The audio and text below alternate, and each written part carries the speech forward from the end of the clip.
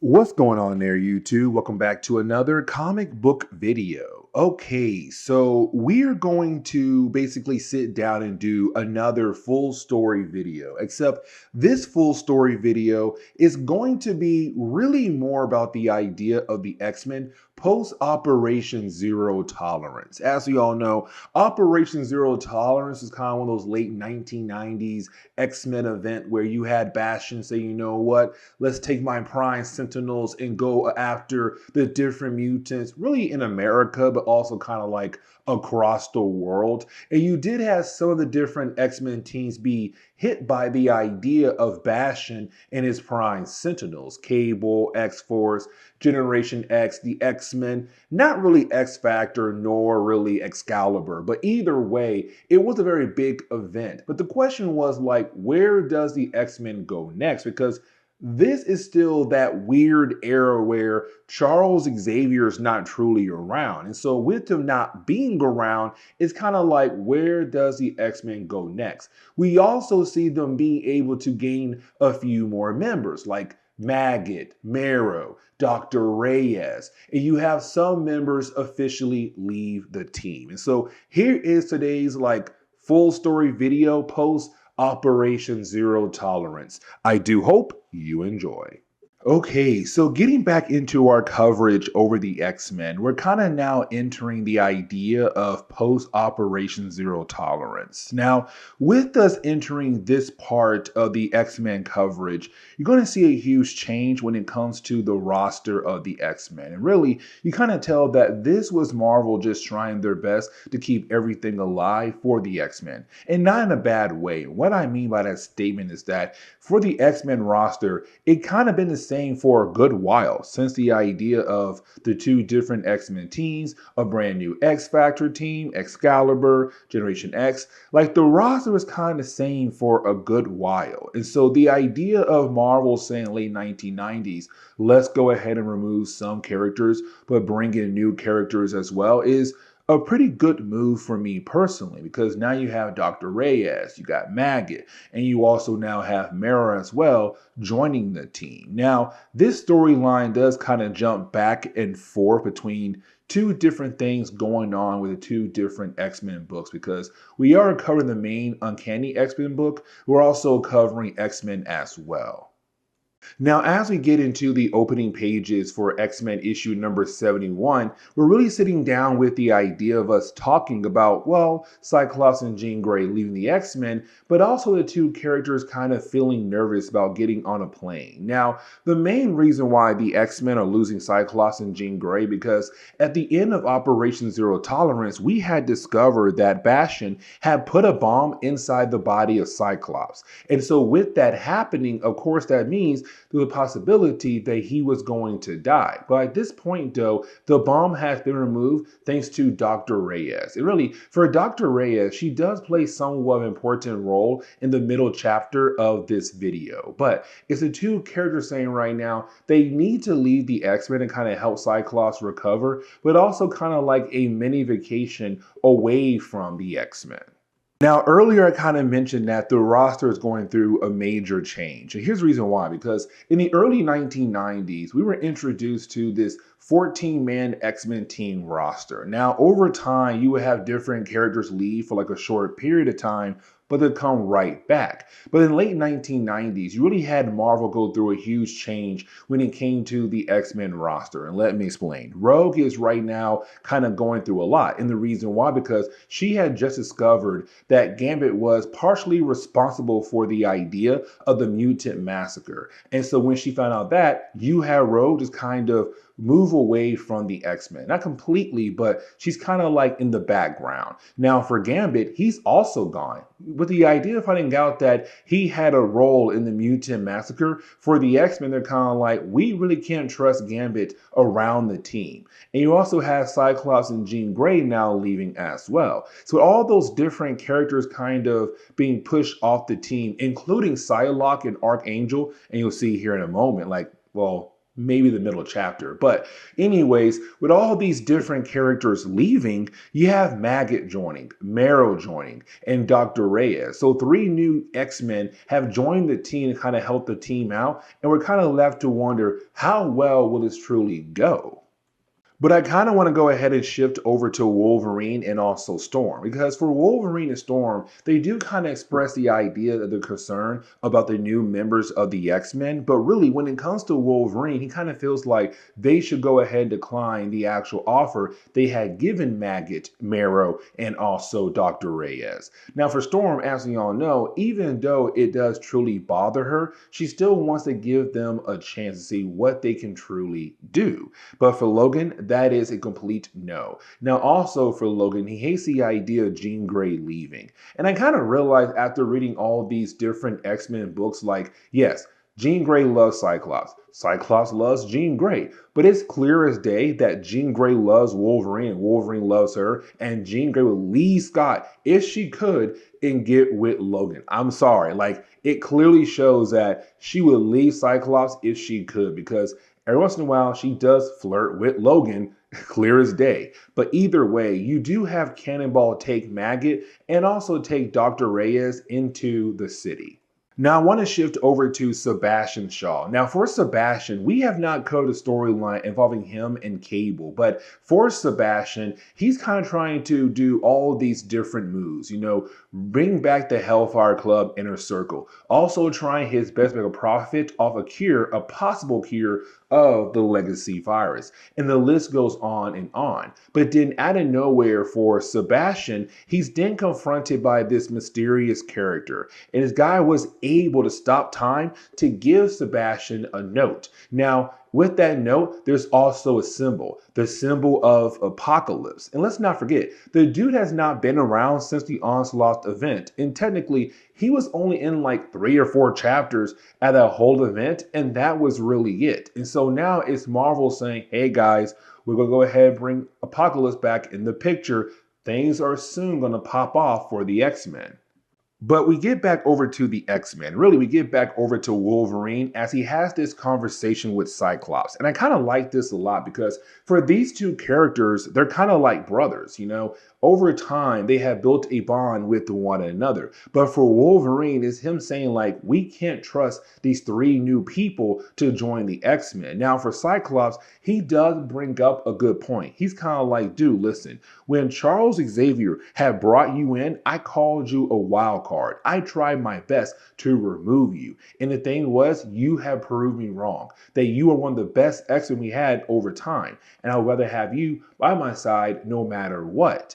But it's also Wolverine saying, like, yeah, I was a wild card, but you still kind of knew what I stand for. The thing is, for Maggot, we don't know anything about him. Only Joseph, which is Magneto, who has forgotten his past, can vouch for Maggot. And for Marrow, well, she was part of Gene Nation, who are trying their best to kill off the human race. The only person who's right now joining the X-Men they could actually trust is Dr. Reyes. And that is really it. But for Scott, he kind of feels like even though him and Jean Grey are leaving, the X-Men are in good hands at the moment.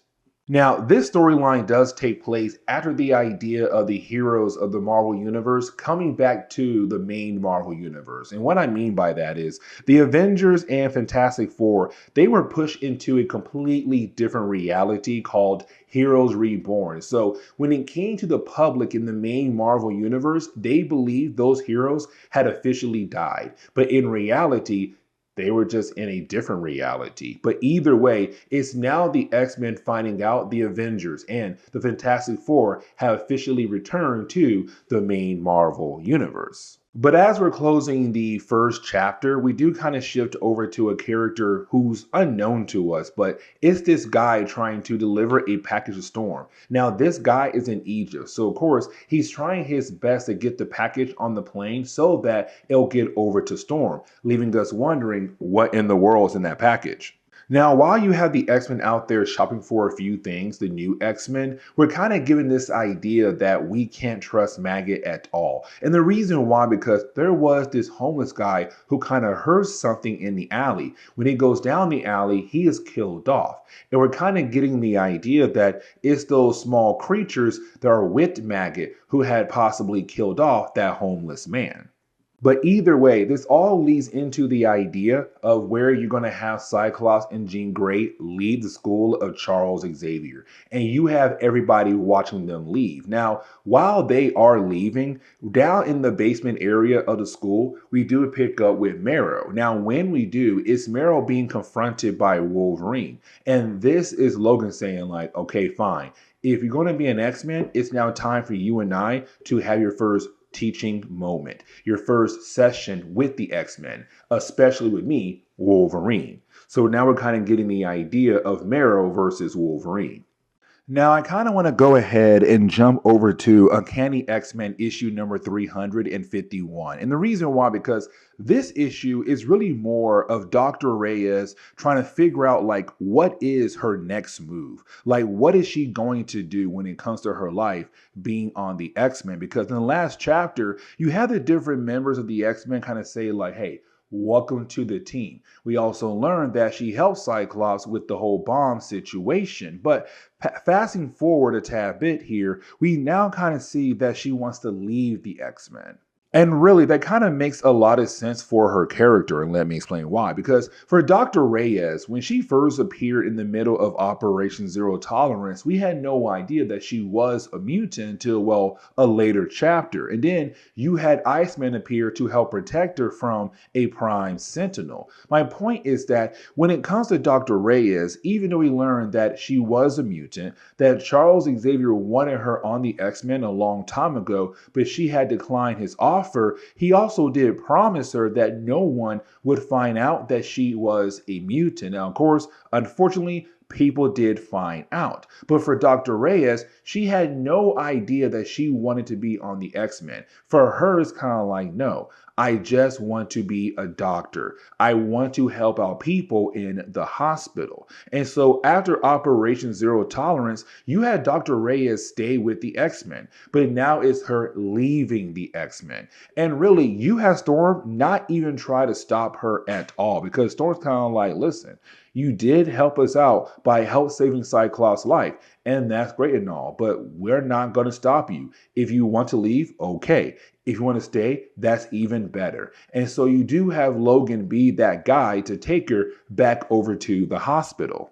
But once she does arrive at the hospital, this kind of leads into a problem, and let me explain. Because for Dr. Reyes, when she does arrive at the hospital, she's confronted by Dr. Gibbons. Now, for Gibbons, he knows, like, hey, she wants her job back. That's great and all. But the problem is that he can't really promise her job back. And the reason why, because when she first appeared in the middle of Operation Zero Tolerance, she was at work at the hospital. The idea of the Prime Sentinel shouting out loud, Dr. Reyes is a mutant, means the staff now knows that she is a mutant. But for Dr. Gibbons, he's kind of like, listen, we have patients here. I have a staff here. With the idea of you being a mutant could put my people's lives in danger, but also the patients as well. Now for Dr. Reyes, is her saying like, listen, I'm not a big time mutant, meaning that not a lot of folks out there in the world truly know who I am and what I am, which means most likely your hospital will be perfectly okay. And so for Dr. Gibbons, he's right now giving her a trial run.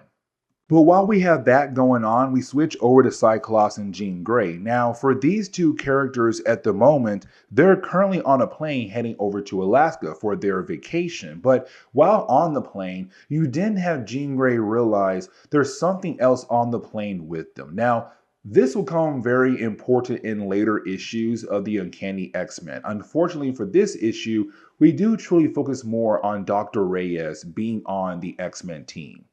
And speaking of Dr. Reyes, we do see her go through one of those obvious situations in this book where you have Dr. Reyes about to do surgery on a patient. The problem is that out of nowhere, she is pulled from that surgery. Why? Because somebody on her team informed the family of her patient that she is a mutant. And for that family, they really do express the idea that they don't like a mutant working on their family member. And Dr. Gibbons tell her like, hey, listen, somebody on your team did inform them that you are a mutant. So that right there is a problem, because now that means anytime she has a patient, they're going to tell them like, do you know that Dr. Reyes is a mutant? But even though Dr. Reyes is a mutant, it's still her saying, like, I have people to help out here. Because as she walks around the hospital, she finds another patient who's just like dying in front of her. And so she has no choice but to go ahead and help out that patient. And so it really does show, no matter what happens, she's very devoted in doing her job. But after all of that, when you do have Dr. Reyes try to sit down with people at lunch, they all move away from her. It's the idea that, like, hey, she's a mutant.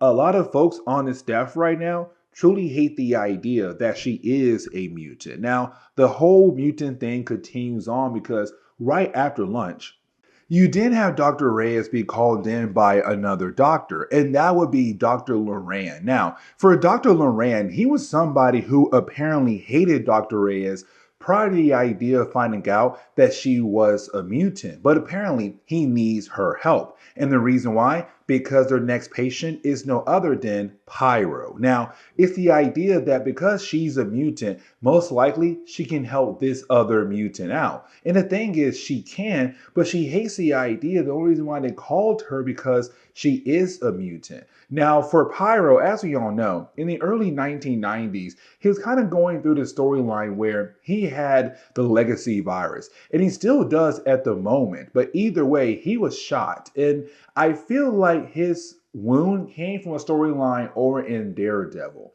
But either way, you do have Dr. Reyes go out of her way to begin the process of helping Pyro.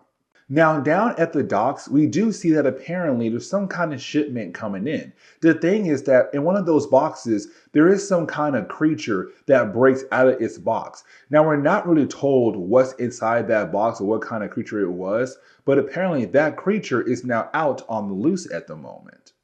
Now, getting back over to Dr. Reyes, we see her be confronted by Daredevil. Now, when it comes to Daredevil, he came to her to get medical help because, well, he got shot. But the thing was, for Matt Murdock, while you had Dr. Reyes helping out different patients over time on her shift, you had Daredevil realize that she is a mutant, but a good mutant, and also a good doctor. And so he does go to her to help get his, wound taken care of. But while you have Dr. Reyes treating him, it's also Matt Murdock beginning the process of putting Dr. Reyes on the right path. He's kind of like, listen, you are a doctor, and that is great and all. But the thing is, in this world, there are doctors everywhere to kind of help someone out with their medical needs.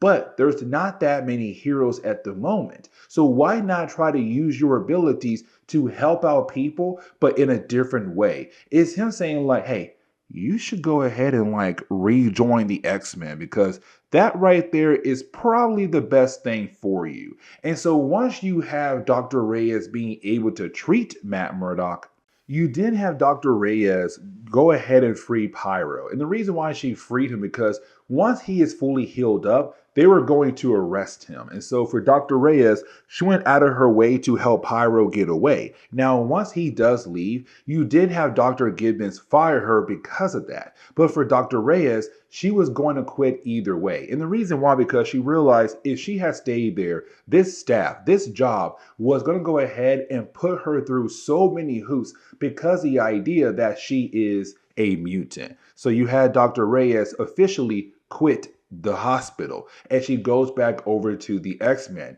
And it's kind of cool because at the end of this chapter, you have Storm there, and you have Storm kind of like, oh yeah, I totally knew that you'd be back here. So welcome back to the X-Men. Now, as we dive into Uncanny X-Men issue number 352, we do pick up with Cyclops and Jean Grey. Now, for these two characters, they were currently working their way over to, well, Alaska by taking a plane for their vacation, right? But while on the plane earlier in the last chapter, for Jean Grey, she kind of realized there was something else on the plane with them, but she had no idea what it was just yet. Well, now, while on the airplane, you have another aircraft trying to attach itself to, well, the original plane. And for Cyclops and Jean Grey, they're kind of wondering what in the world is going on here at the moment. Now, the thing is, while you have our two characters wondering what's happening, you then had this one guy begin to freak out. And the reason why, because this guy believes there's someone coming after him. Now, you do have the staff on the plane being able to grab him and kind of begin the process of him calming down, but we're kind of left to wonder what in the world have freaked him out so much like that in the first place. Now, earlier, I did mention the idea that the X-Men are currently going through a lot at the moment. Like, the roster is changing a lot. And the reason why I said that earlier, because, okay, when it comes to the X-Men, you still have them trying to rebuild a school after Operation Zero Tolerance. But you did have Archangel arrive. Now, Archangel arrived. Apparently, he did call the X-Men saying that he'll stop by to help fix the place up. But that was 2 days ago. So when he does arrive, you have Logan being very mad about the idea that Archangel is just now arriving. Now, for Archangel, he has also been going through a lot when it comes to Psylocke in the Crimson Dawn. Now, unfortunately, there was a miniseries out there for those two characters, but I can't really find it anywhere for me to cover. And so right now for the Archangel and also Psylocke, they're kind of away from the team. Archangel still tries to be on the team, but once you have Logan express how angry he is that Archangel, to his mindset, is basically useless, for Archangel, he's out. He's like, you know what? I'm not going to stand here and take this. And so he officially leaves the team as well. So just like that, the X-Men has lost another member. But getting back over to the plane, we do learn like who is trying to take over the actual aircraft. And that would be AIM, Advanced Idea Mechanics. Now, when it comes to AIM, what they're trying to do is find that creature. And apparently that creature or being belongs to 2 other people on the plane. Now, these 2 doctors who I guess own the being, while you have AIM confront them, is AIM saying like, you need to show us where it is at so we can go ahead and take it and leave. Now the 2 doctors inform AIM like you can't take it because the container was rigged to blow if anybody tries to take it without my permission. And so just like that, if AIM does try to remove it, this plane is going to blow up. Now, while you have a few things happening, you have Jean Grey being able to sneak her way down into the cargo area. Now, I kind of want to go ahead and shift back over to, well, the X-Men. The reason why, because for Cannonball, he does get a letter from Tabitha, better known as Meltdown or Boom Boom. Now, this could be the idea of Cannonball officially leaving the X-Men behind. And the reason why I'm saying that, because it's her saying like, I want to see you. I haven't seen you in a long time. Like, let's just spend a few days together. And so just like that for Cannonball, he's out. He flies away. Now, I kind of want to go ahead and end the video on the note where this book ends. And the reason why, because I kind of want to say the whole idea of Wolverine versus Marrow for the next video as we do that storyline and one after that one as well. But anyways, when it comes to Cyclops and also Jean Grey, you do have the 2 characters trying their best to stop AIM. Now, while they're trying to do that, you have Firebird, this powerful creature that's locked away at the moment, being able to enter the minds of different people. Now, this is kind of cool because we do learn that when it comes to Firebird being able to enter your mind, it does bring out your worst fears from your past. Like, for example, the idea of Cyclops losing Jean Grey when she was turning into the Phoenix. Now, as we all know, that technically Jean Grey at that time did not turn into the Phoenix. It's a long story. But either way, you do have AIM try to leave. Now, when AIM does try to leave, they do clip the plane. So, of course, right now, the plane is beginning to go down. And so you have Jean Grey being able to properly talk to Firebird. Now, when she does, it's really more Jean Grey convincing Firebird to help out with this situation. Like, hey, listen, the plane is going down. Can you help us?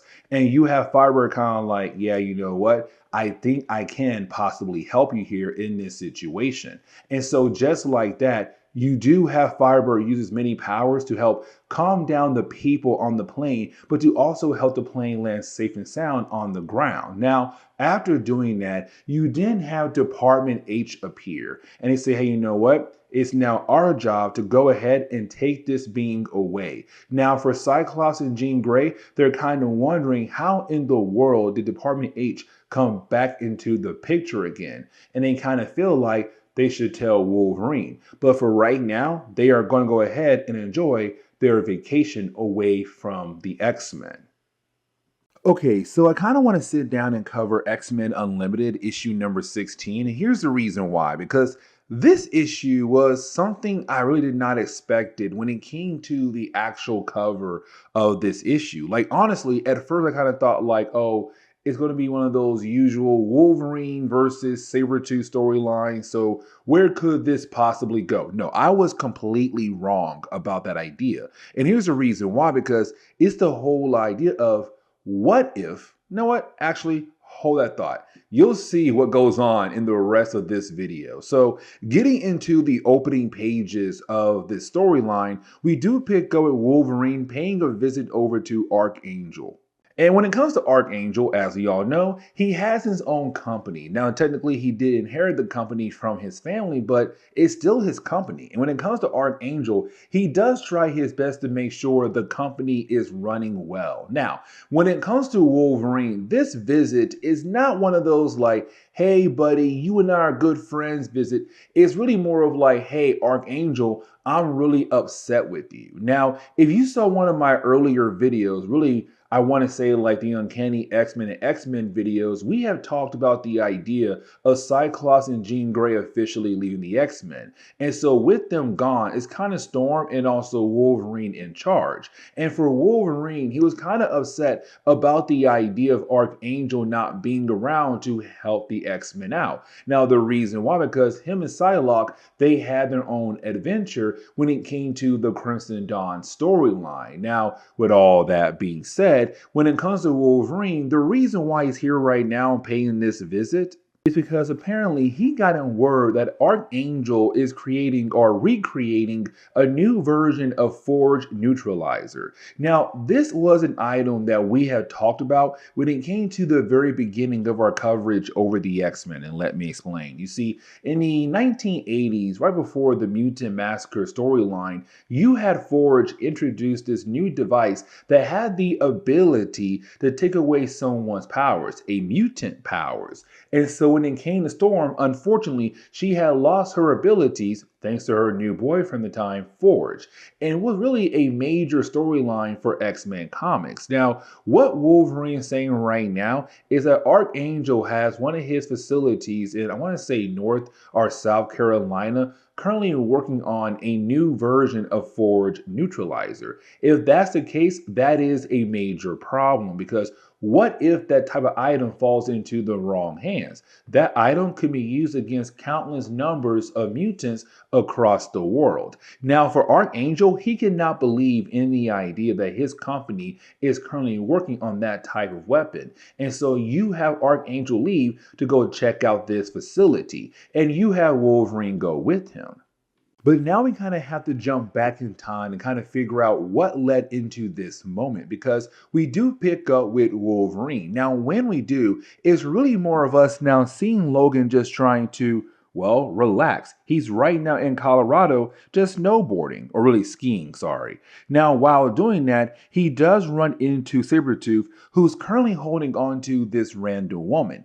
This begins the other plot line and kind of slides into the main plot line we saw in the present day. And really, as we transition back over to the present day, we're really picking up with, well, Wolverine and Archangel arriving at this facility. Now, when they do arrive at this facility, you do have Archangel try his best to show Wolverine around. Now, when he does, at first, it's really more Archangel saying, like, look, Wolverine, I'm showing you everything. This facility is not as dangerous as you thought it was. Like, there is no future version of Forge Neutralizer that's currently being held inside this facility. But for Wolverine, he's kind of like, listen, Archangel, I definitely know there's something going on here. But we also get the idea that the way Wolverine is talking to Archangel is just straight up rude. Like, they have no connection at all. And technically, that's not true, because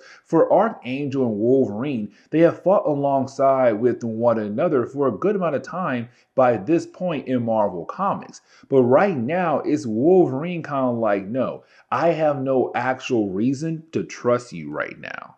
And this kind of leads into us finally learning about what's truly going on here when it comes to Wolverine and that Sabretooth part we saw earlier. So as we do transition back to the past, we do pick up with Wolverine fighting against Sabretooth. The problem is that you have Wolverine win that battle very easily. And so for Wolverine, kind of wondering, okay, what are you truly up to, Sabretooth? Like, what do you have planned here at the moment? And that is when you have Wolverine get attacked by Agent Who. Now, for Agent Who, we don't get the chance here to learn much about her character in the storyline. We do learn, like, who she's working for, but also the fact that, like, she is a mutant. Now, for right now, we don't get the chance to learn who she's working for until the very end of the storyline. But for Agent who is a mutant, she has the ability to mind swap people. So that right there tells you where this story is going.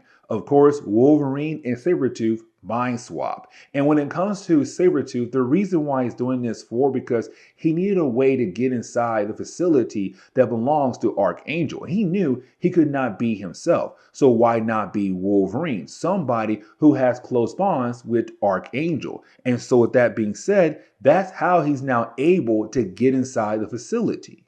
And so as we transition over to the present day, we do pick up with Wolverine, Sabretooth, and also Archangel still walking around facility. And you didn't have Wolverine, who's right now Sabretooth, go ahead and show this hidden part of this facility that Archangel supposedly never knew about. Now, for Wolverine, he wants to go ahead and kill off these people. But for Archangel, he's all like, no, there's no way I am going to allow you to kill people, one, but also kill people who work in my facility, even though I have no idea who they truly are. Now, once you do have Archangel try to stop Sabretooth, who's in the body of Wolverine, you have Archangel realize this is not Logan, that this is Sabretooth. Now things get even better because you didn't have Wolverine arrive, but as Sabretooth. Now, for Sabretooth here, he's kind of surprised to see Wolverine. The reason why, because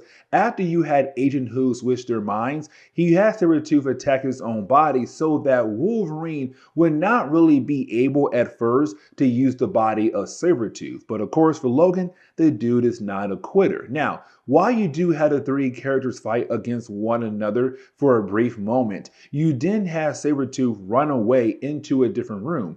And when you have our two heroes follow him, well, they see the neutralizer. So yes, it is confirmed here that Archangel's company was secretly working behind the scenes when it came to creating a new version of Forge weapon. But this kind of leads us into the ending of the storyline because once you do have Archangel go out of his way to get rid of this prototype, the question is right now, did Archangel knew about the prototype? Of course, he says no, but like, can we actually trust his word at the moment? Now, while you do have Sabretooth and Wolverine fight against one another, you didn't have the two characters being able to go back into their original bodies. Now, we're also kind of given the idea that for Sabretooth, the reason why he came here because he was hired to, but at the same time, it did sound like he was somewhat concerned about the idea of a weapon like this being built, being out there in the world to be used against mutants, but especially used against him. Now, the story does shift over to Sebastian Shaw and also, well, Agent Who. We do learn that she's working for him.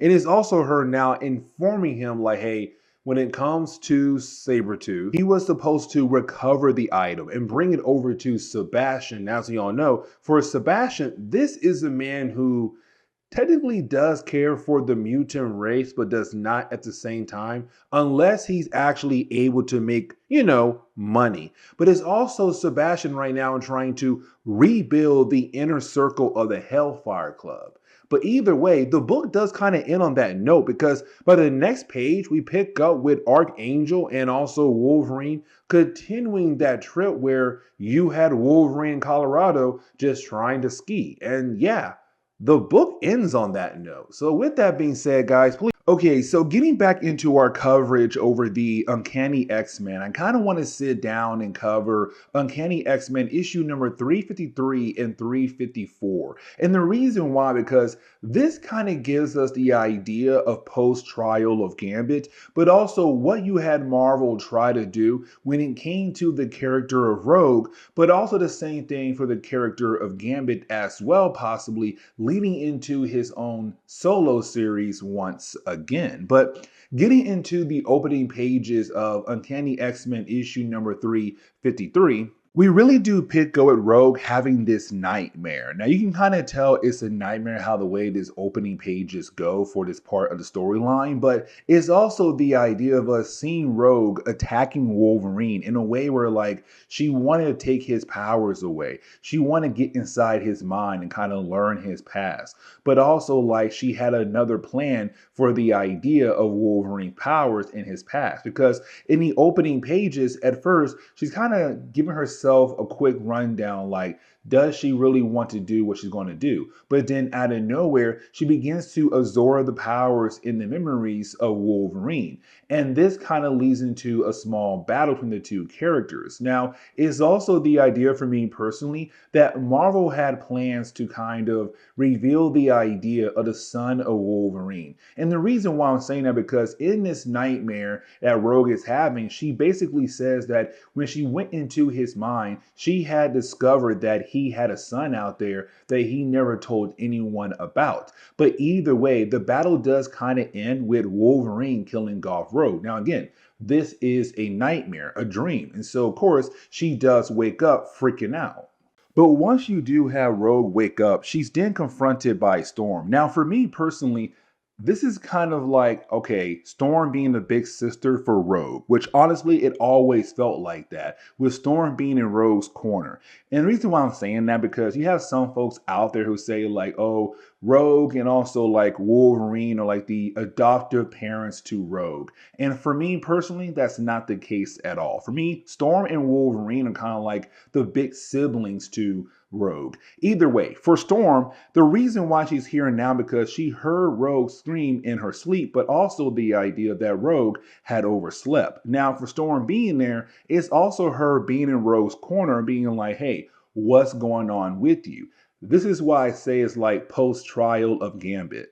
Because for Rogue, when her powers were shut down in the trial of the Gambit storyline, it allowed her the ability to actually get close to Gambit, build a bond with Gambit. And with that bond right there, are being strong with the idea that both characters had feelings for one another, they got even closer than they were earlier in their love life. Now, on top of that, for Rogue, for many years, she was not really able to touch other people. And so getting that chance to touch Gambit, the man she truly loves, it kind of gave her this rebirth where she was then able to, build a close bond with him. But it's also the idea she's wondering why in the world is she having these dreams for? Now for Storm, she does remind us that when it comes to Rogue, when she does touch other people, she does absorb their powers and yes, their memories as well, but also their psyches as well too. So for example, there was a storyline for Rogue where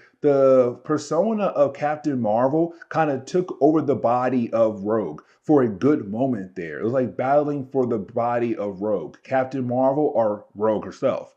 And so for Storm, she's kind of wondering, is part of Gambit right now inside of her? If that's the case, maybe a part of him is the reason why she's having those dreams. Now, another couple we have to focus on is going to be, well, Archangel and also Psylocke. Now, for me personally, for these two characters, they were another power couple for the X-Men. The only thing is that by the end of the 1990s or really early 2000s, they kind of fell apart for a lot of different reasons. But you also had Marvel try their best over the years to kind of bring these two characters back together. But either way, when it comes to Psylocke, she's going through the whole idea of the Crimson Dawn. And for Archangel, it's him trying to help out Psylocke the best he can. And that right there is the problem, because for Psylocke, being connected to the Crimson Dawn is kind of changing her mind on how she looks at life. Because for Psylocke, it's the idea that she does not look at life as a complex thing like most people do, with the idea of so many choices that go on their days throughout their lives. But for Psylocke, it's her saying like life is easy once you kind of remove all these different complex things and just make the right choices. But also the fact that like once you make that choice, ride that choice. Don't try to go back and forth between different choices when it comes to your life. And the reason why she's saying that, because for Archangel, is him right now kind of deciding what to do. Like, should he be a full-on X-Men or kind of be away from the X-Men to be able to spend time with her, but also kind of help her deal with the idea of the Crimson Dawn? But for Archangel, he kind of hates the idea of what Psylocke is saying, because for Psylocke, it's her saying like, dude, just choose something and just move on. But also the idea that you had Psylocke jump off a building. And the reason why, because she wanted to show him like, look, you knew what to do just like that when it came to saving my life. You didn't sit there and wonder like if you should or not, you just did it. So when it comes to your other choices, why not do the same thing as well? Now, for the X-Men, they're right now trying to have a relaxing day, because for their roster, it has gone through a lot in a very short period of time when it comes to our coverage over the X-Men. You have Cyclops and Jean Grey, who had officially left the X-Men, and we'll kind of explain that here in a moment. But you have Charles Xavier, who got arrested for the whole idea of the Onslaught event. You have Gambit gone because of what he did, the Mutant Massacre. Archangel and Psylocke are also away as well. Like, there are a lot of different pieces missing from the X-Men, but you also had the X-Men bring in 3 new characters: Dr. Reyes, Maggot, and also Marrow. Now, while you do have the X-Men getting ready for a fun day outside, you didn't have Logan realize that they have company. And that would be Margaret Stone. Now, for Margaret Stone, she's part of the Board of Education. Here's the thing, because for her being there, her main goal is to figure out what's going on here at the school that Charles claimed to be a school. Because for Charles, he was supposed to send reports every 2 years to the Board of Education. He has not done that. Now, we can say the reason why, because what the X-Men had gone through in the 1990s, you know, all these different X-Men crossovers. But her main goal at the moment is to see if the school should be re-accredited at all. And so she has to walk around the school. And of course, with Logan, this is the worst time to actually do that. Now, there is another plot line we kind of have to talk about. It's kind of like plot line C. It's the idea of Bishop and Deathbird, because when it came to the X-Men, they were in space helping out the Shi'ar Empire. On their way back to Earth, their ship had crashed. Now, for most of the X-Men, they had made it back to Earth. Bishop did not. Out of nowhere, him and Deathbird were teleported away. Now, for Bishop, he was badly injured. And so for Deathbird, her main goal right now is to help him recover. But in that storyline that we had covered, for Bishop and also Deathbird, they got really close. And for Deathbird, she wants to keep him around to kind of help him rule over the Empire. Now, with all that being said, for Deathbird, she had told Bishop the rest of the X-Men had died. Now, for Bishop, he does not believe her, but at the same time, he can't do anything because she says that he's paralyzed, but she's right now trying to help him recover. Now, we do see Rogue go over to where Joseph is at. Now, for Joseph, he is technically Magneto, but right now at this time, we don't know if he truly is, because in an earlier storyline, we had talked about the idea of another Magneto, possibly the original Magneto, reappearing in the world of Marvel Comics. Now, with all that being said, for Joseph, he's currently staying with the X-Men at the moment. And for him and Rogue, they kind of got close there for a moment as well. But you do have Rogue go out of her way to confront him and ask him to touch him, to look into his mind. Now for Rogue, she claims it's the way to help Joseph truly remember who he is, because for Joseph, he does not really remember anything from his past when it comes to him being Magneto. But for Joseph, he kind of realized that what Rogue is asking is not really to help him, but to really help her. And so he says no. Now for Rogue, she does walk away. And you have Logan and also Margaret walk into the room. Well, while they're doing that, something happens to Joseph where he just kneels over. And for Margaret, she's kind of like, what in the world is going on here at the school? But either way, you didn't have the X-Men just go ahead and go over to the pond to be able to, just relax. Now, things kind of go south very quickly because you do have Bobby Drake go out of his way to prank Logan. And for Logan, he hates the idea of, being pranked by Bobby Drake. And so you have Logan try to attack Bobby after being pranked by him.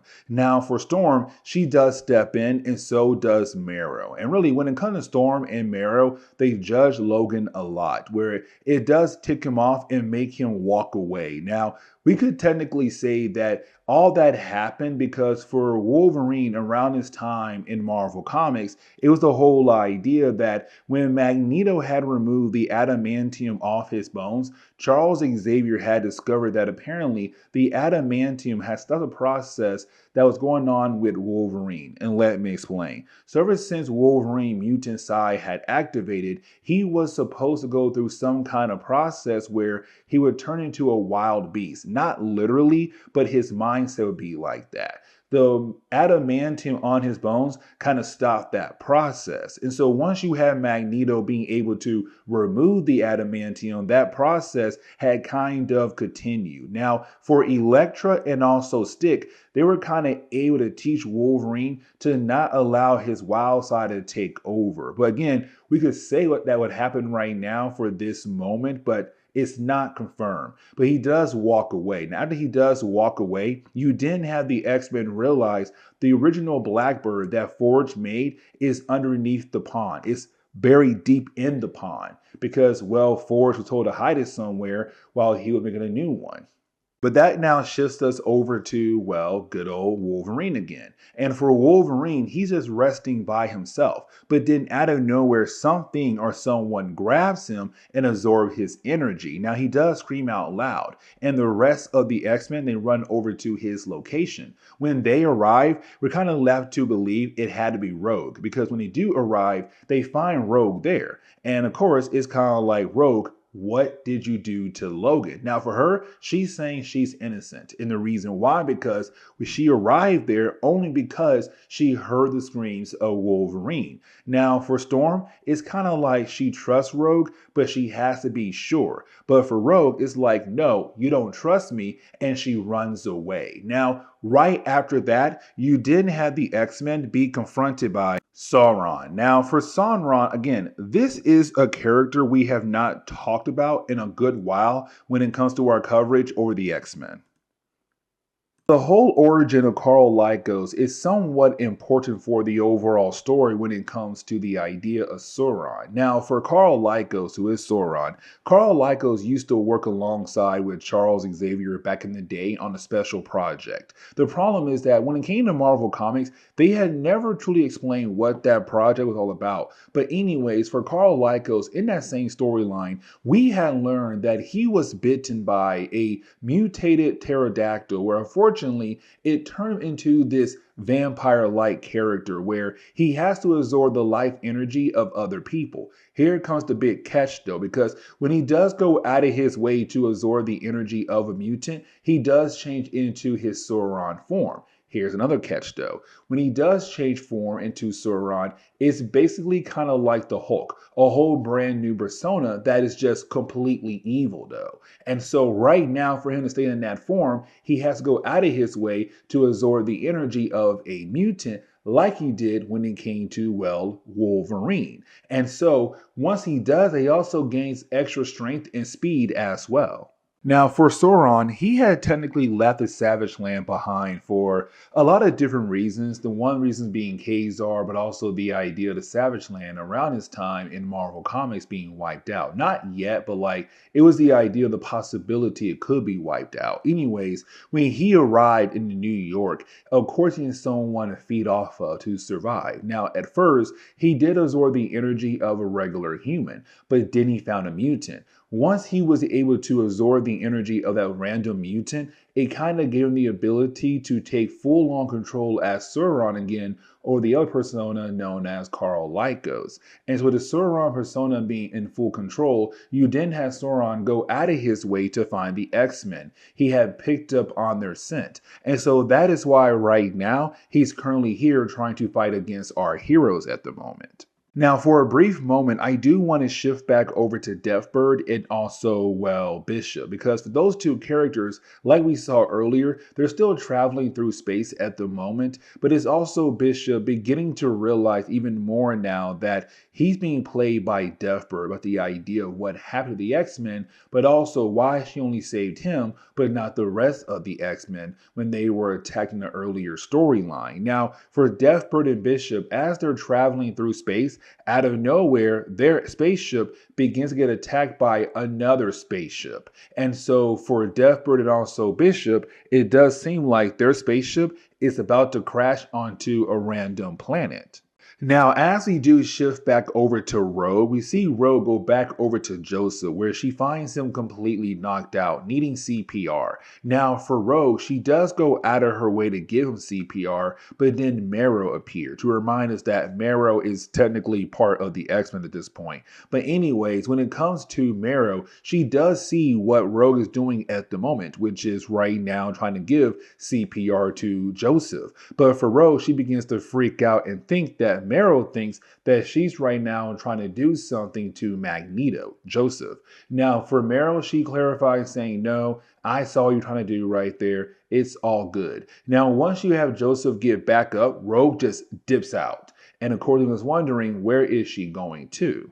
Now, I kind of want to go ahead and shift back over to the battle between the X-Men and also Sauron, because for me personally, it does get a tad bit funny. I don't know why. It's the whole idea of him just being able to pull out a gun to surprise our heroes, because our heroes are all like, we got all these different powers. You know, you really can't stop us. We got you on the edge. He's all like, oh, do you now? I got a gun. Bam, bam. And like shoot Storm. And I'm like, wait, hold up. Why in the world does this man just have a random gun to use in this battle? But either way, as the pages go on, we do see the X-Men officially lose the battle. Really, you have Jubilee in the last one try to make a stand against him, but unfortunately, she also falls to him as well. Now, I do want to take a quick pause on the battle between the X-Men and also Sauron. And the reason why, because I want to shift over to Cyclops and Jean Grey. Because, like I said earlier, for those two characters, they had officially left the X-Men, right? They had moved away from the X-Men to allow Cyclops to recover.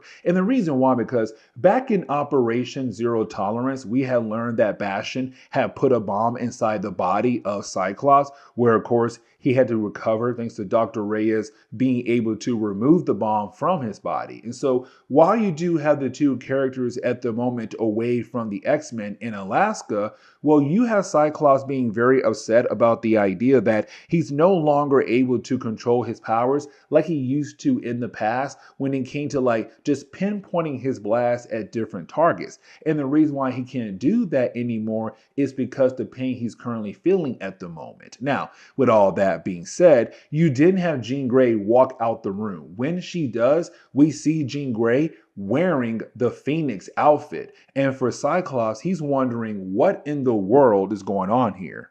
But this kind of leads us into the ending of this storyline. The reason why, because we do go at Wolverine being able to regain enough strength to fight against Sauron. Now, as the battle goes on, you then have Jubilee being able to come in at the very last second to help out Logan to fight against him, where of course you do have the two characters being able to take him down. Now, after doing that, you then have the X-Men say, okay, what do we do with him? Now, for Logan, he's kind of like, listen, we'll call in S.H.I.E.L.D. to take him away. But his main goal right now is to figure out what's going on with Rogue. Because we do learn earlier on that when it came to Sauron draining the energy of Wolverine, well, technically, right after that, you did have Rogue appear, and she also absorbed a tad bit of powers as well of Wolverine, and then just dipped out. And so for Logan, he wants to know what's going on with her. But for Rogue, she had officially left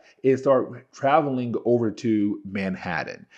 Okay, so I had technically goofed when it came to our coverage over the X-Men. And the thing is, guys, like every once in a while, when it comes to my coverage over the X-Men, I like miss a certain book. You know, we are covering like almost every single X title that was released over time by Marvel Comics. So X-Force, X-Men, Uncanny X-Men, X-Factor, and the list goes on and on. Now, technically, our coverage kind of got a little bit easier because some of the late 1990 books have not been re-released by Marvel Comics yet. So once you have Marvel do those re-release, I'm gonna go ahead and cover those books we didn't cover. But either way, occasionally I might miss like one or two, and sometimes three stories as we work through our coverage over the X-Men.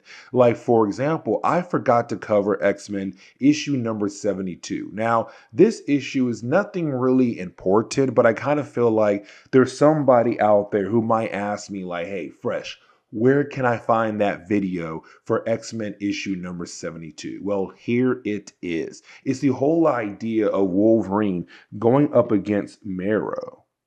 Now, I kind of want to sit down and talk about the idea of why Storm is hated by Marrow so much, because this is a callback to so many different stories that we have covered when it comes to the X-Men. So when it came to Storm a long time ago, she had defeated Callisto. Now, once she had did that, Storm had gained the right to be the leader of the Morlocks. But for Storm, she was going to be with the X-Men. So she told Callisto, you're still in charge when I'm not here. Now, when it came to the Morlocks, as we all know, they went through a lot. The idea of the mutant massacre, the idea of Colossus' brother, like the Morlocks have gone through a lot. But when it comes to Colossus' brother, he kind of plays a very important role when it comes to the character of Marrow.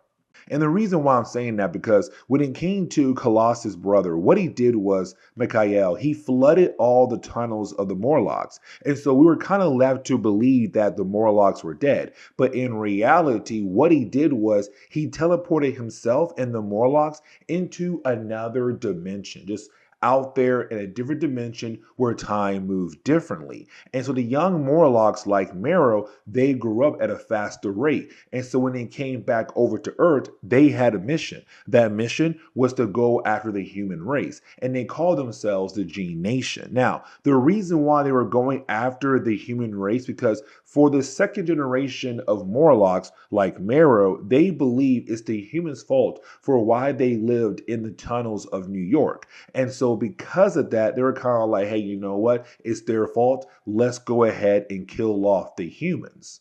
Now, you had the X-Men get involved, and you also had Storm being able to stop Marrow from killing off these innocent humans who were just minding their business, got grabbed to be killed off for some kind of unknown war between the humans and the Morlocks. Now, after that, you had a storyline called Operation Zero Tolerance, and you had Callisto and also Marrow kind of get involved in that storyline. Callisto got seriously injured. When it came to Callisto, she asked Marrow to not go down this dark path that she was currently on, like change your life, turn your life around. And so for Marrow, she had joined the X-Men. Now, this all leads into why I say Marrow does not like Storm, because for Marrow, it's her kind of like Storm Storm, you were not there for us as a leader. Like, you abandoned us. You're with the X-Men out there living a good life and having a good old time, while your people you're supposed to lead, the Morlocks, were suffering.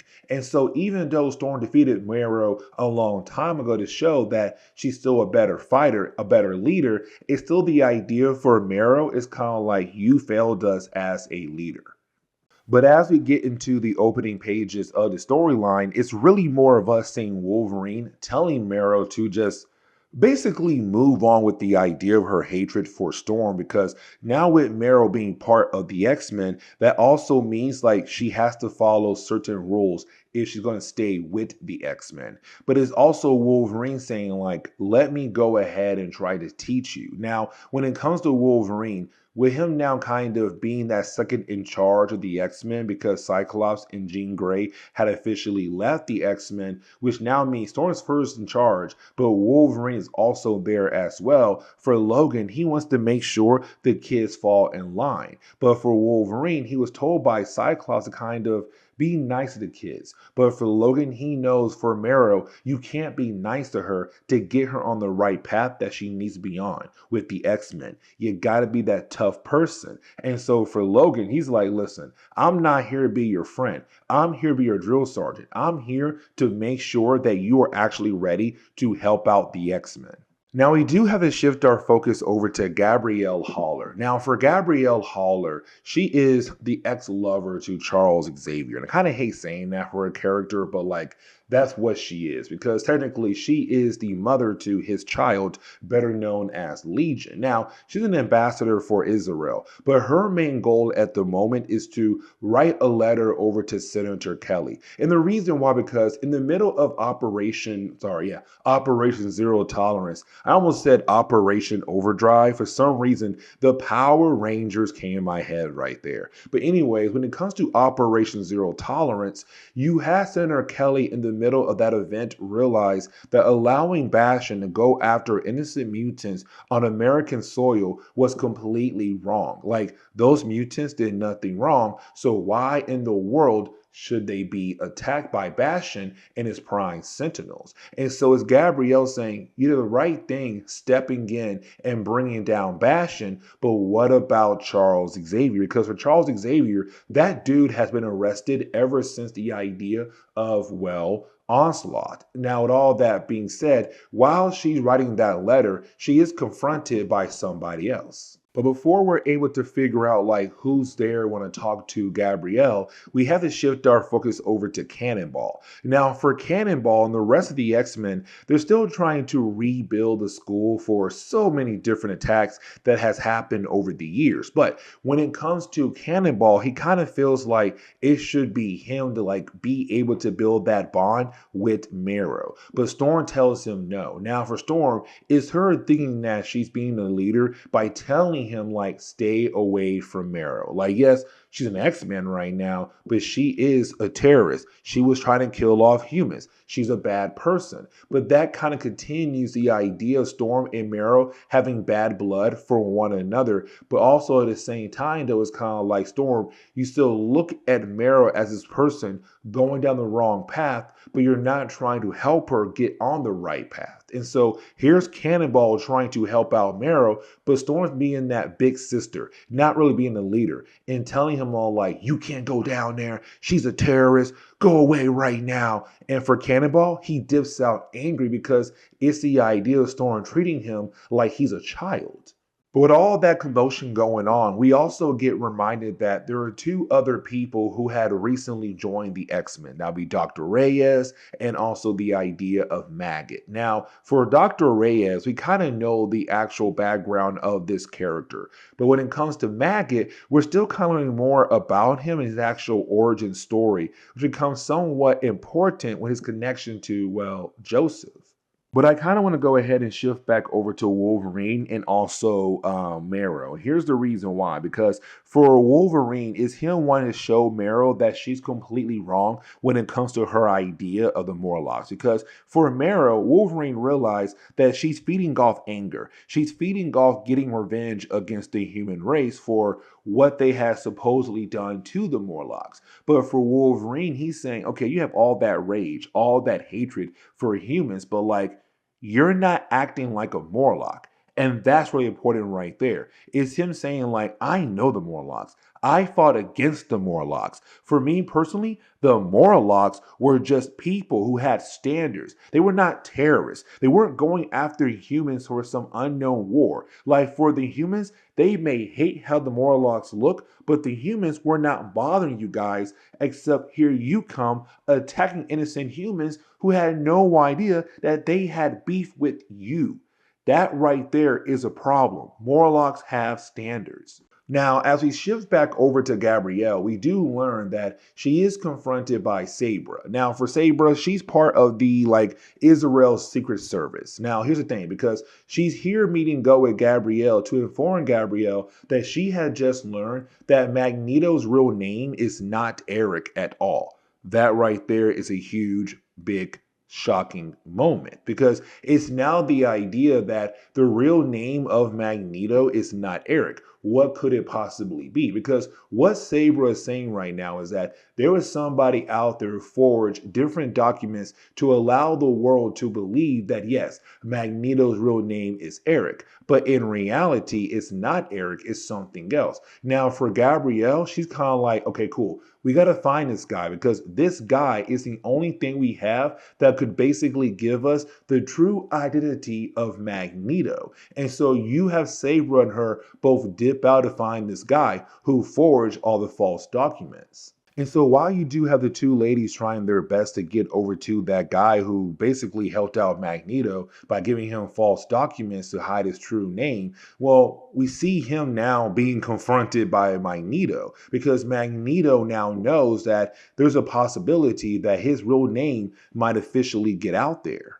And so this kind of leads into us going back over to Wolverine fighting against Marrow. Now, while you do have the two characters fighting against one another, it's now Marrow trying to make her point that even though Cyclops told Logan to make sure you go easy on the kids, and also the fact that she may be fighting out of rage or this hunger for revenge and whatever, it's really her saying I don't need your help.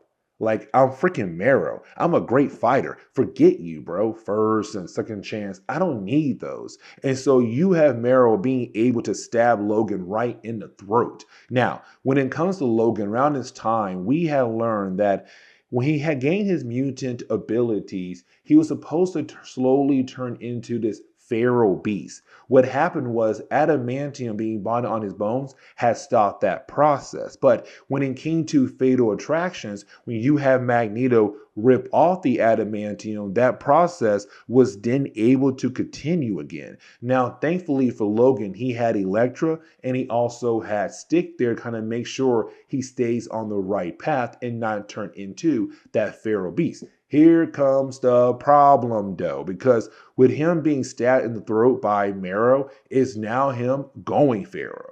But getting back over to Magneto, we kind of learn the actual backstory when it comes to Magneto meeting this guy who was helping him keep his fake name from being known by the public. Because we do learn here that for Magneto, he met this guy shortly after the death of his daughter. Because remember, for Magneto, he had a child with Magda before the Scarlet Witch, before Quicksilver and Polaris. The problem was his first child was killed off because the city folks were mad at Magneto. They were trying to burn down his home. And unfortunately, she died. And so for Magneto, he kind of left that city behind, but he used this guy as a way to begin a new life for himself out there in the world, but also kind of give him the ability to look for Magda. Anyways, though, when it comes to Magneto, he was promised that no one will find out that his name is not Eric. And so he felt like he was lied to,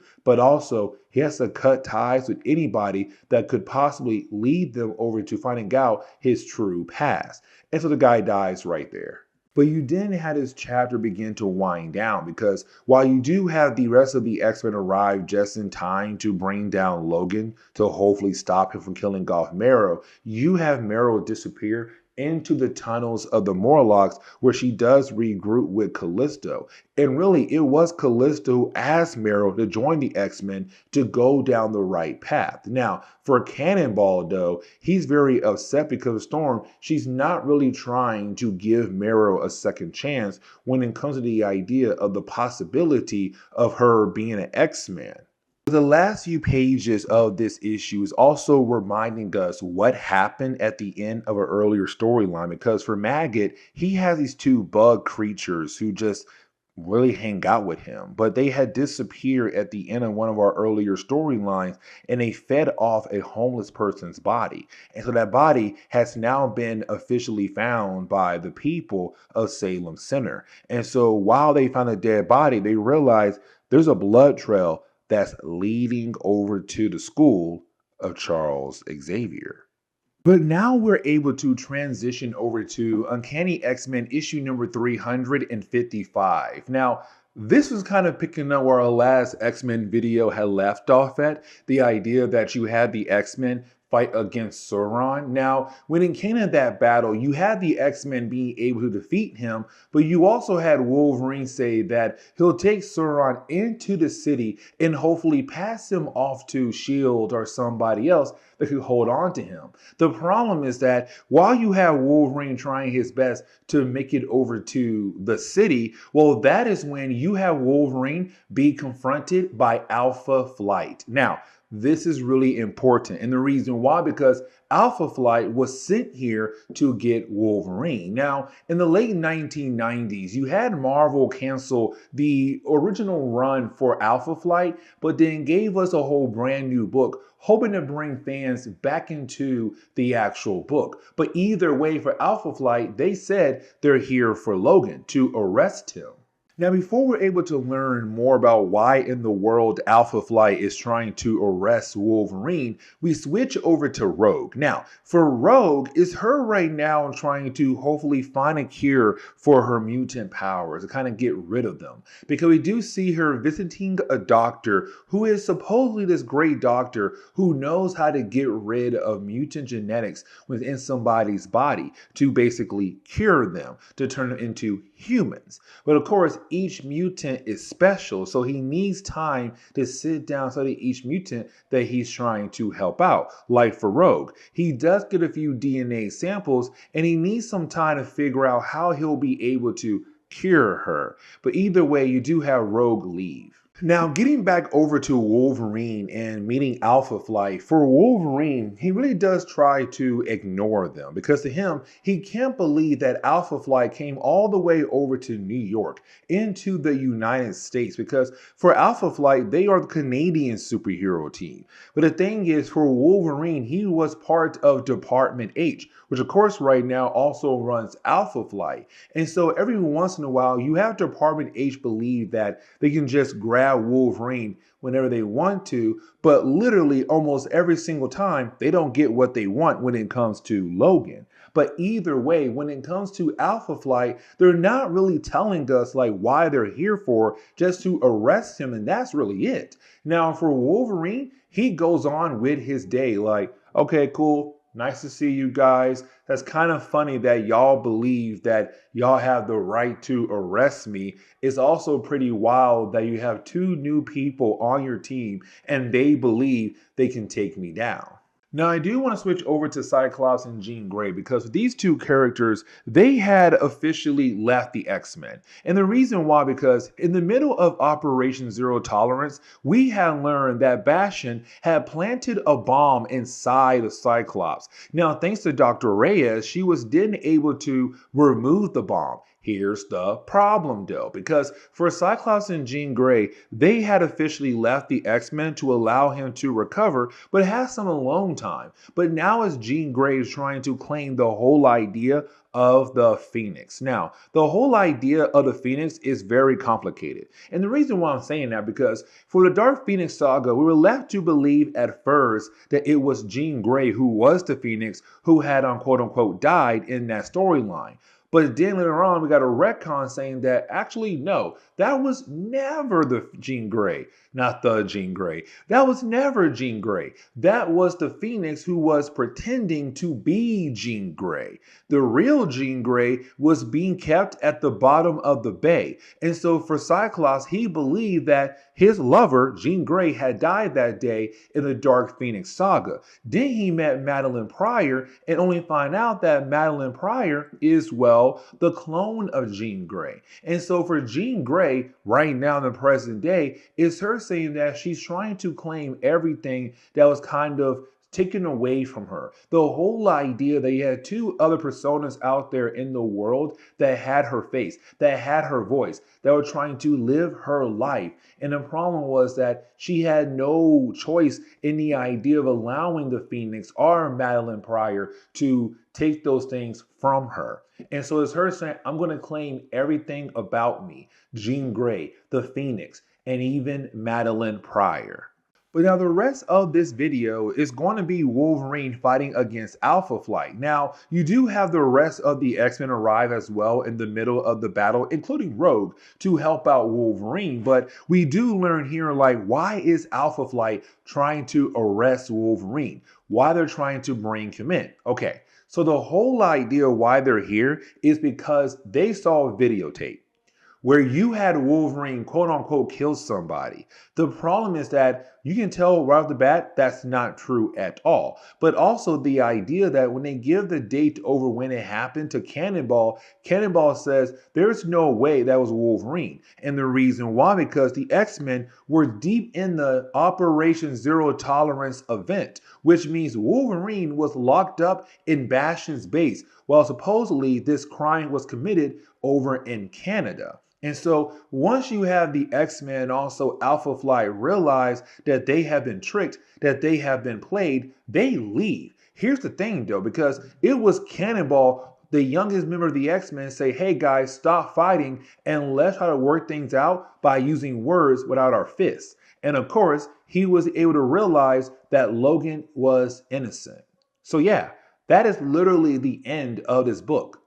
Okay, so let's go ahead and get back into our coverage over the X-Men. And we're going to pick up with X-Men issue number 73, 74, and 75. So 3 parts we're going to cover here for today's video. Now, with that being said, picking up with X-Men issue number 73, we're really picking up with Joseph. Now remember, for Joseph, he is this other Magneto, because by this point we have seen 2 Magnetos, but for Joseph, it's him right now trying to figure out like his past still, trying to figure out who he is. Now, you have Joseph currently in the room of Rogue, because around this time in Marvel Comics, you really had like Rogue and this love triangle between Joseph, her, and Gambit, but at the same time there was like, she really did care more for Gambit rather than, well, Joseph. Either way, she does kick him out of the room because she's trying her best to sleep in for the moment.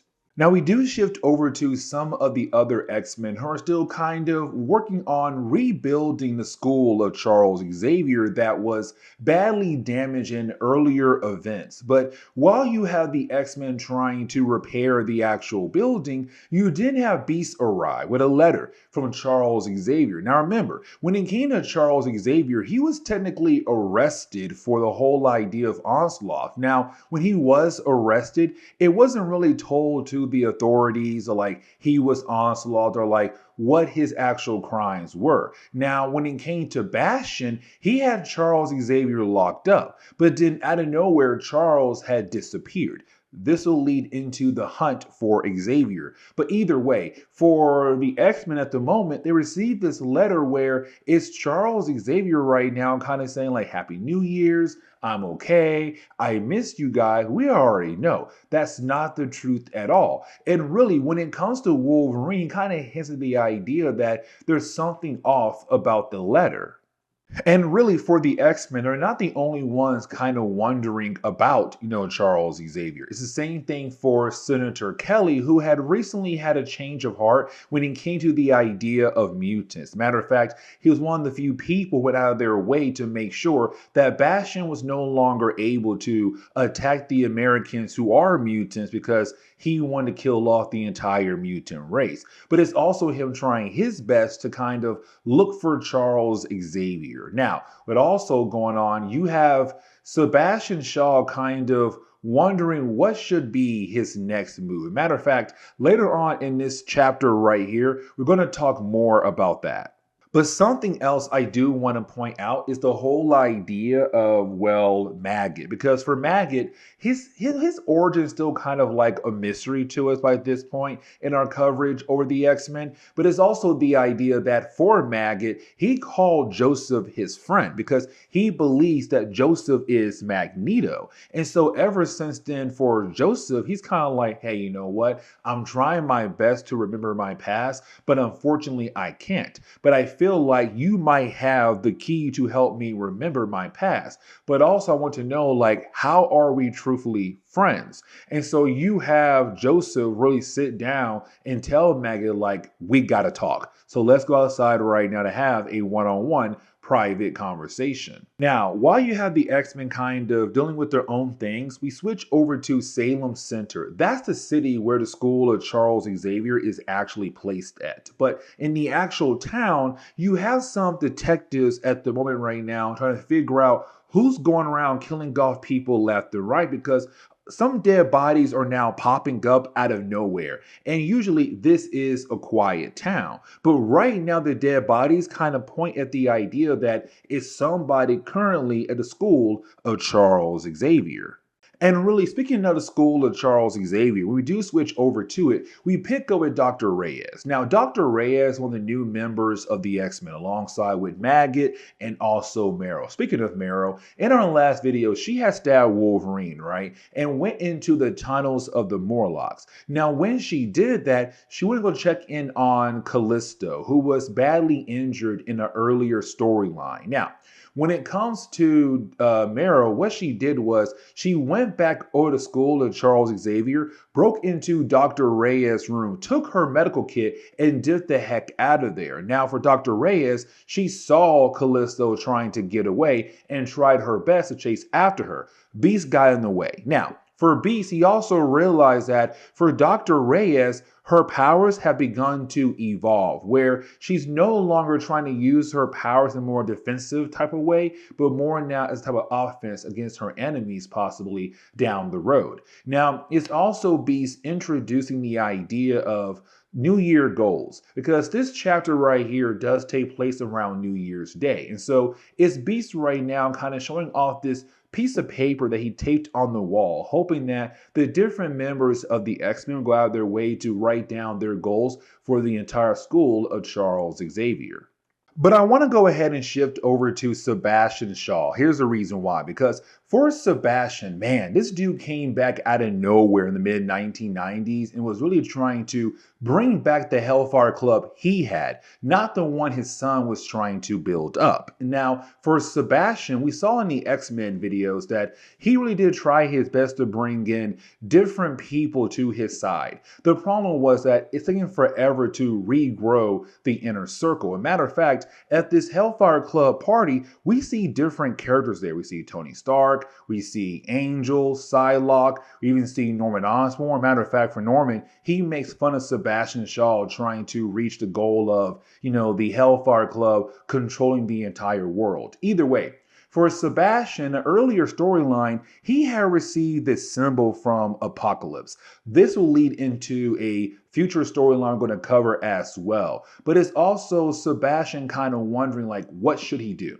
Should he give up on the idea of the inner circle of the Hellfire Club, or try to continue that, all at the same time work with Apocalypse, possibly. Now, back at the school of Charles Xavier, we do see that for Magneto, Joseph, and also Maggot, they begin to try to have this conversation with one another. This is where you really have Joseph begin to realize that he's not Magneto, that possibly he's something else entirely, maybe just a clone. But either way, while you do have the two guys begin to have their conversation, out of nowhere, you didn't have Magneto be attacked by a character we've been seeing for a good while now. And that would be, of course, Sabra. Now, for Sabra, she's here for an actual good purpose. But before we're able to kind of dig into that purpose, I want to switch over to Storm and Wolverine. Here's a reason why. Because for these two characters, well, they're kind of like best friends. But for me, over time in the X-Men comics, I feel like 1990s, especially when it came to Storm and Logan, you begin to see the two characters kind of look at each other more than friends. Like for Logan, he will always have Storm back, and the same goes for her when it comes to Logan. But at the same time, kind of get the idea like, there's something more between them. But either way, is Logan saying like, listen, what happened to Marrow was a complete, not accident, but like he meant to do it technically. And what I mean by that is in an earlier video, you had Wolverine wanting to set Marrow in place because for Storm and Marrow, there's a lot of bad blood between those two characters. And so for Logan, he kind of went in his way to have this conversation with Marrow like, listen, I don't care about your bad blood with Storm. You're part of the X-Men. So you now have to work with us as a team. But while you had those two characters talking, back at the post office in Salem Center, the city, you had the guy realize a package has arrived at the post office for Storm. Now, unfortunately, there's not enough stamps on it to make it over to Storm. So to him, it's kind of like, you know what, return back to Cinder. But then out of nowhere, all these different guys just pop in and say, that package better get delivered to Storm. Now, I kind of want to go ahead and switch over to Sabra. Here is the reason why. Because for Sabra, she works for like the Secret Service, but in Israel. But the thing was, she had discovered that there was this guy out there who went out of his way to make a fake name for Magneto. The problem is that when she found that guy, he was killed off and most likely done by Magneto. Now, we already know it was done by Magneto, but not this Magneto. Because of her, she believes that Joseph is Magneto and he has to pay for his crimes. But that's when you have Magneto say, stop. That's not Magneto at all. And of course, meaning that we're now beginning the process of learning who is Joseph. Except now we have to switch over to Senator Kelly. And the reason why, because he believes that he has found Charles Xavier, that he will finally free Charles Xavier. The problem is that he goes to this cell where he believes that Charles being held at. Charles is not there. So the question is now, where is Charles Xavier? And then you also have Sebastian Shaw saying, you know what, it's time for me to make a path. Choose my goal, choose my future. And so you have Sebastian go out of his way to begin the process of burning the symbol or the paper that was given to him by Apocalypse. And for Apocalypse, he's kind of like, perfect. You chose correctly. So again, this is moving towards a future storyline. Now we do get to the end of this chapter. We do see Maggot explain Joseph is not Magneto. Now, he's not really giving us a full idea of why he is saying that, or really more of what does he truly mean behind it. Because for Maggot, what he tells us is that, no, Joseph, when I first met you, I thought you were Magneto. But then as we talk to one another, I realized you're not Magneto. And I really can't tell you anything else, but just know that you are not Magneto. Now, for Joseph, really does feel like he is Magneto. But it's also Sabra saying listen. Sabra. It's Sabra saying listen, why not come with me and you and I can work together to discover your actual past, your actual origin, to figure out if you are Magneto or not. And so he agrees. And so for Joseph, it's him officially leaving the X-Men to hopefully figure out what is his actual origin? Like, is he Magneto or not? But as we dive into issue number 74, we do pick back up with Marrow again. Now, for Marrow, it's really more of her just trying her best to save the life of Callisto, who was again badly injured back in Operation Zero Tolerance. But no matter what Marrow does, nothing is truthfully working when it comes to saving her life.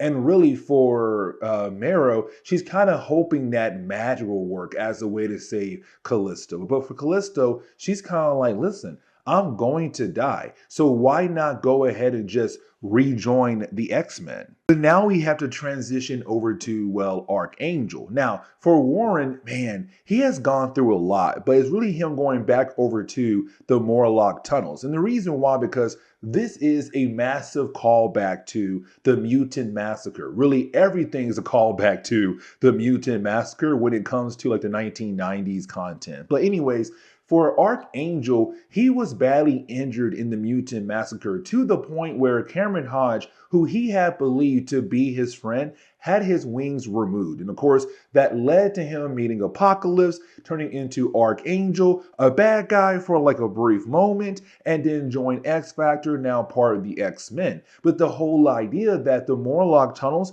is where that journey had truly began. And so it's him returning back to where it all has started for him.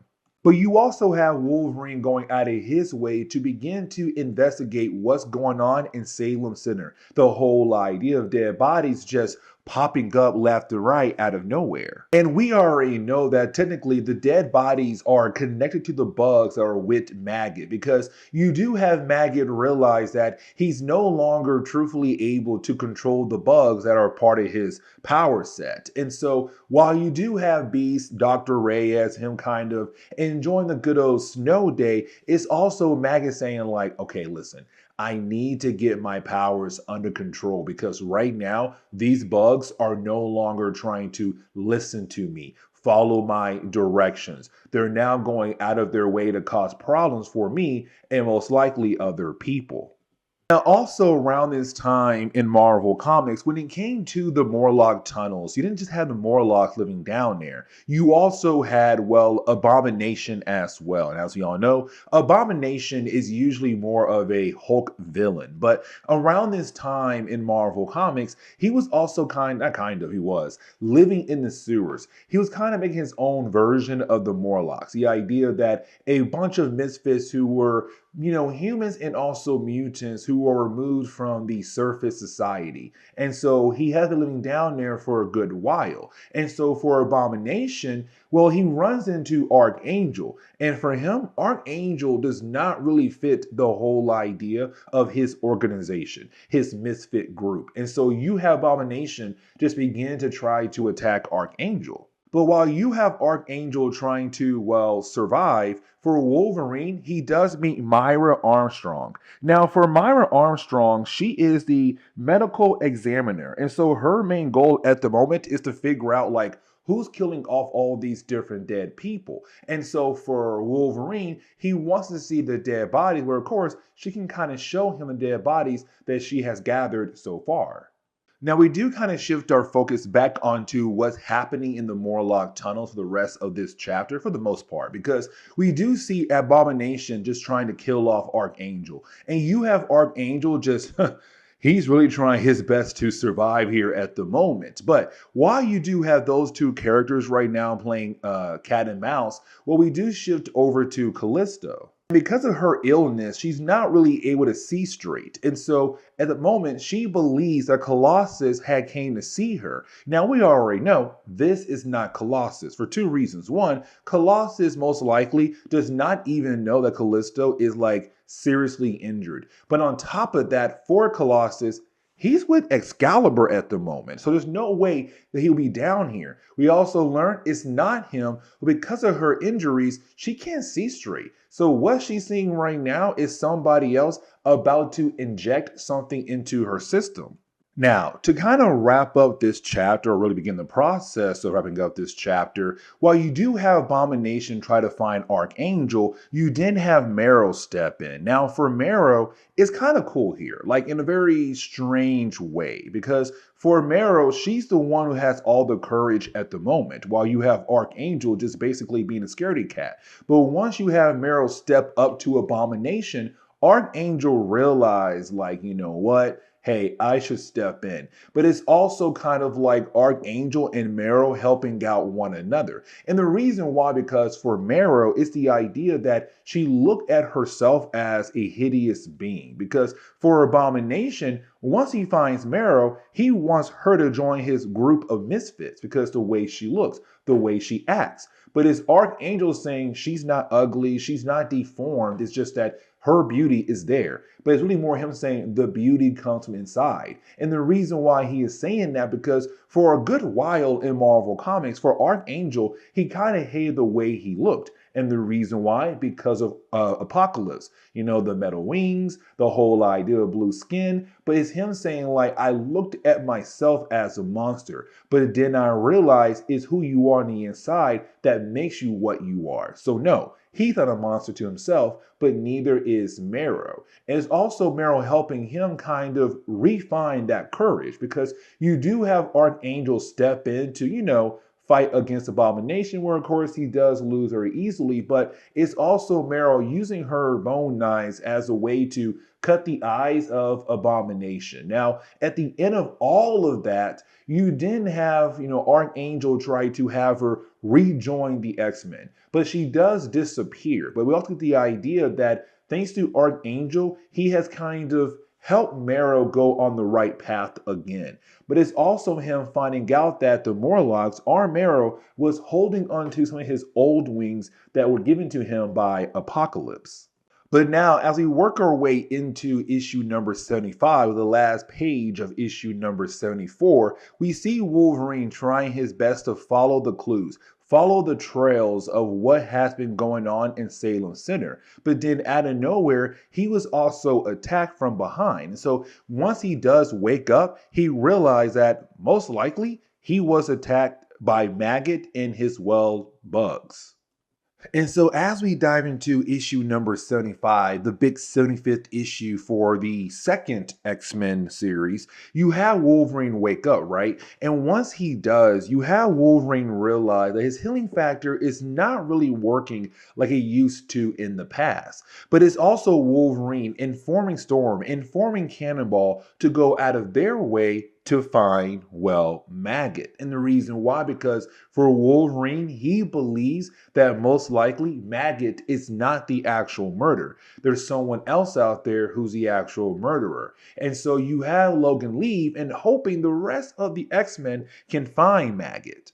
But for Maggot, he basically dipped out because he thought he is the actual killer. He believes that his bugs, the ones he really can't fully control, had gone out of their way to kill innocent people. But he has no idea that in reality, those bugs are, well, innocent. But the cops of Salem Center, their main goal is to bring in, well, Maggot. Now, they don't know it's Maggot, but they believe their killer is out there. We also see right now for Beast and Dr. Reyes, they're really kind of arguing about the idea of who could be responsible for the deaths of all those different people. And really, it's kind of Dr. Reyes proving that Maggot is innocent, but also it's kind of like the idea for me of these two characters slowly or possibly getting together as a couple, because they do argue a lot, but in the way of like, these are two different people when it comes to science, you know, medical, but also the idea of discovery. But either way, you have the two right now just figuring out who could be responsible for all the dead people over in Salem Center. Now, for Rogue, Storm, and also Cannonball, they're trying their best to locate Maggot, but while trying to do that, you do have Cannonball kind of act cold towards Storm. Now, for Rogue, she's kind of wondering what's up with them, but it's Storm kind of informing Rogue that earlier in this series, you had Cannonball get very upset when it came to Storm telling Cannonball, how he should communicate with Marrow, saying like, hey, listen, stay away from her because she is a terrorist. She is a killer. And so it's Rogue saying like, Storm, one, you don't have the right to control people, but also the fact like, two, you can't talk because you took me in and I was a terrorist in a way, but you also took in Gambit, a thief. You also took in Wolverine, his past. We still don't know everything about his past. So unfortunately, you really can't talk because, oh, here comes Marrow, this terrorist who killed somebody. And it's also Rogue saying like, I took people's memories away. Like, there's folks out there who are most likely in comas or had completely forgotten their past.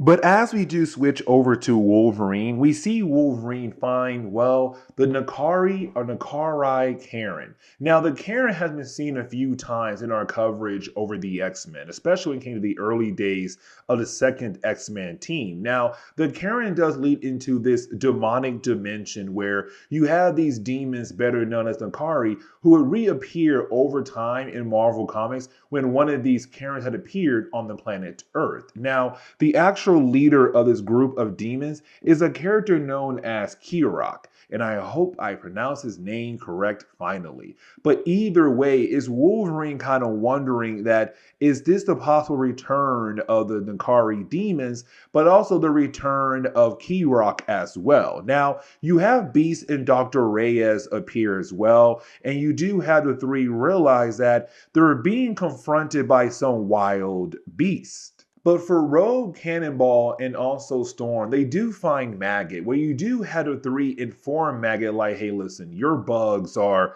technically innocent. Like, they're not going around killing golf people. They're powerful, yes, but they're not really going after people at all and killing them. So once you have Maggot realize that technically he's innocent, but also he's allowed to rejoin the X-Men, you then have his little bug creatures try to find something, to go after something, and you have Maggot and the rest of the X-Men try to follow the bugs. The problem is that while trying to follow them, they are then quickly teleported somewhere else. But for Wolverine, Beast, and also Dr. Reyes, you have Dr. Reyes dip out. And the reason why, because her powers are not really more of playing offense, rather more playing defense. But on top of that, like, she has not been trained as an X-Men yet. So unfortunately, she can't do much yet.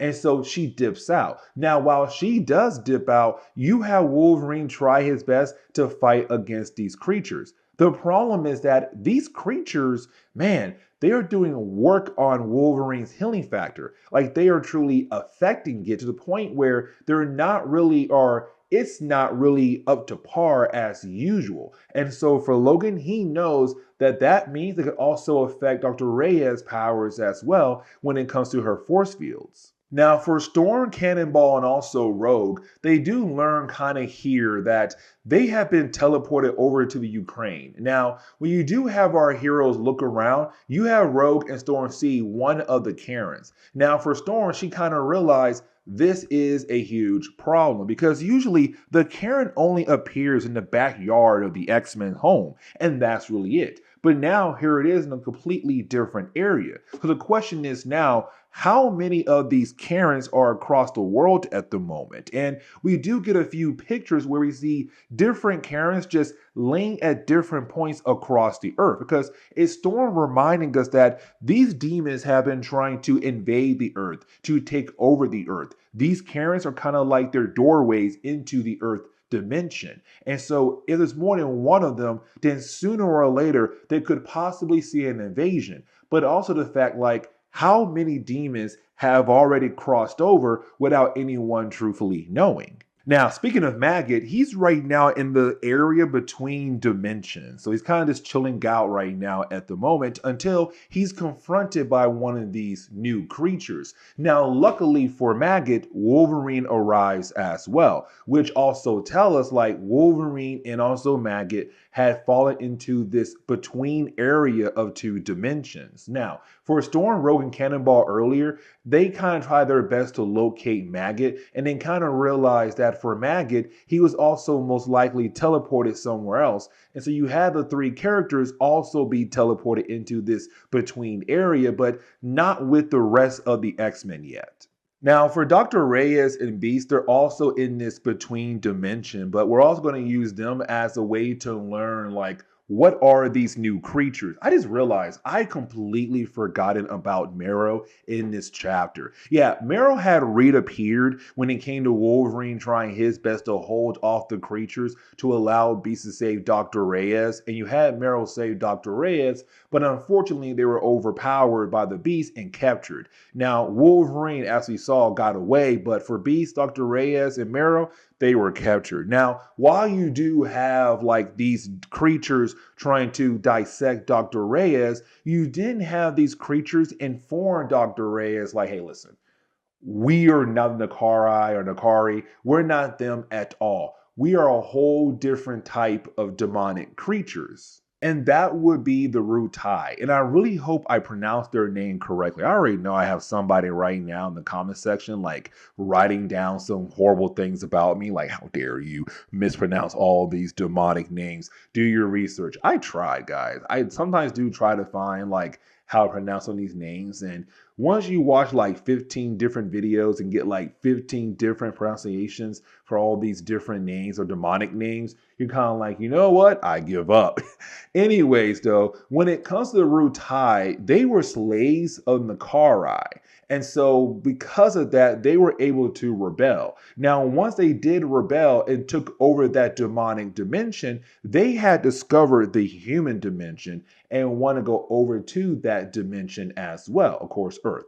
Now, all that being said, they were the ones going around killing God people because they were trying to study humans by dissecting them. So here's more proof of the idea that Maggot is not the killer at all. Now, with all that being said, now we also learn here that the actual leader of this group is a character known as Pilgrim. Now, when it comes to Pilgrim, it's kind of cool here because for Pilgrim, he looks at Wolverine as this great god. And the reason why, because in an earlier storyline, you had Wolverine, I want to say Nightcrawler as well, went into their actual dimension where you had Wolverine just go berserk, killing off a bunch of the Nakari demons. And because the Rutai were slaves, they watched Wolverine kill off all those Nakaris. But either way, it inspired them to rebel against their slave owners. And so with them now being here and they see Wolverine, they're like, oh my God, it's you. It's our great God. But you didn't have the X-Men fight against Pilgrim and his, well, Rutai followers. Now, with all that being said, the storyline does get wrapped up very quickly here because of one person, Dr. Reyes and her butt.